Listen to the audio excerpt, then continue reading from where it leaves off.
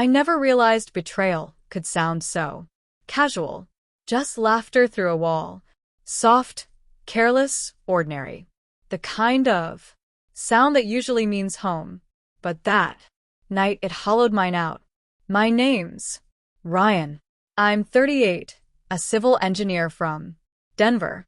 For years, I thought loyalty was something you built layer by layer, like a foundation that never cracks.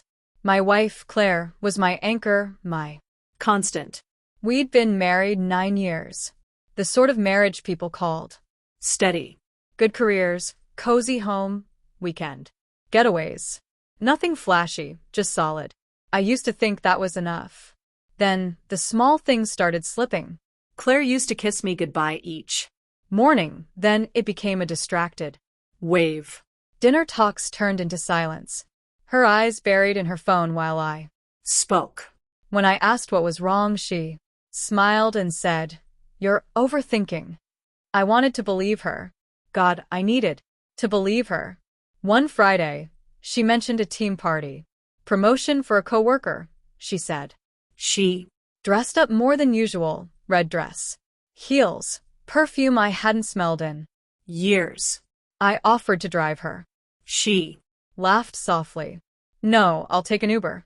We'll be drinking." It sounded reasonable. It didn't feel that way. That night, sleep wouldn't come. Every hour felt heavier. Around midnight, I checked her location, still at a hotel downtown. A team party doesn't last that long. Logic told me to wait. Instinct didn't. The next morning, I bought a small, hidden camera. I told myself it was just to quiet the noise in my head. But the following week, that noise had a name. Claire. Another team dinner.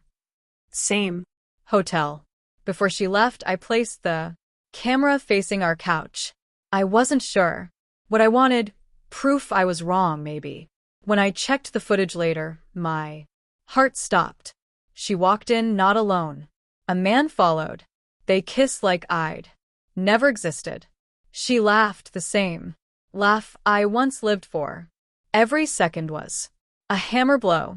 I didn't yell, didn't cry. I just went still. Pain so sharp it froze. I replayed her whisper, her smile, the moment she chose someone else. Then I noticed the date. The company gala was next weekend, her big night, her award.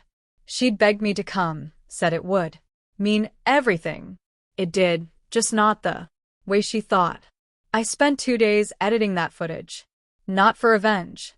Not even for closure. Just so the truth could finally breathe. Once you see betrayal, you can't unsee it. At the gala, I wore my best suit, smiled. For the cameras shook hands. The room glittered with sequins and champagne. Claire glowed in that same red dress. The host read her achievements. People clapped. Cameras flashed. Then came my cue, Claire's supportive husband. I took the stage, steady. Before we celebrate my wife's success, I said, let's take a moment to talk about dedication and honesty. I nodded to the AV technician. The lights dimmed. The screen came alive. At first, people smiled, thinking it was a photo montage. Then the sound began to play. Laughter. Kissing. Her voice breathing. Another man's name. The room went still. Claire froze mid-smile, color draining from her face. For 10 endless seconds, no one moved. Forks hovered midair. Glasses trembled. The soft background. Music bled into silence. The only sound left was her voice on the speakers. The same voice that once whispered, "I love you," now sang someone else's name. Her boss was the first to stir, stumbling toward the AV table, mumbling about a technical issue. But it didn't matter. The truth had already detonated, unfiltered and undeniable, flickering before hundreds of polished strangers in satin and champagne. I looked at her, the woman I once called home. Her eyes found mine, wide, wet and breaking. "Ryan," she whispered, I didn't answer. Didn't need to. The silence said it all. The screen went black. Someone killed. The projector. The room felt vacuumed. Air sucked from every chest. Then came the murmurs, low, sharp, spreading like ripples across still water. I set the microphone down gently, my hands steady. I walked off the stage. Past her, past the stunned faces of friends who couldn't meet my eyes, and through the ballroom doors. The hallway. Air was cool, mercifully quiet. I didn't look back. Moments later, I heard her heels rushing uneven. Ryan, wait, please. I can explain. I turned. Explain. What? That it meant nothing? That you were drunk? That it's somehow my fault? Her lips shook. It was a mistake. I almost laughed. A mistake? Claire, you planned it. You brought him into our home. You smiled for the camera. Her sobs came raw and messy. Once they would have broken me. Now I felt nothing. Not hate. Not sorrow. Just quiet. You didn't have to do this publicly, she said through tears. You humiliated me. Claire, I said softly, you did that yourself. I only made sure you saw it.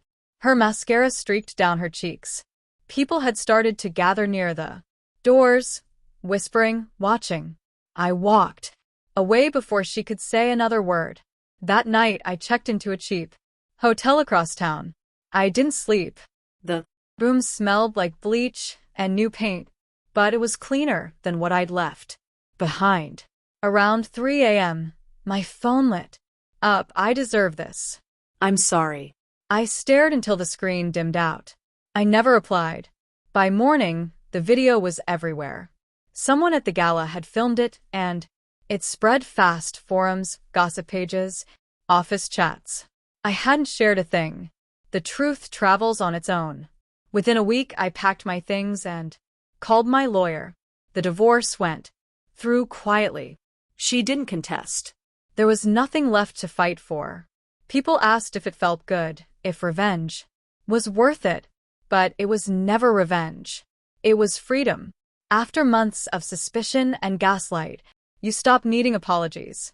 You just need the truth to burn everything down, so you can finally breathe again. I sold the house, moved into a small apartment, overlooking the city. It's quiet there, too quiet sometimes, but silence doesn't hurt anymore. Some nights, I still see that moment in my mind, the lights reflecting off her face, the instant her lies ran out of places to hide. I don't feel proud. I just feel calm, like someone who's done digging through ashes, realizing the fire's long gone. A friend asked if I'd ever trust again. I told him the truth. Trust isn't rebuilt, it's guarded differently next time. I didn't show that video to destroy her. I showed it so I could finally stop destroying myself. And for the first time in years, I walked away. Not broken, not bitter, just free.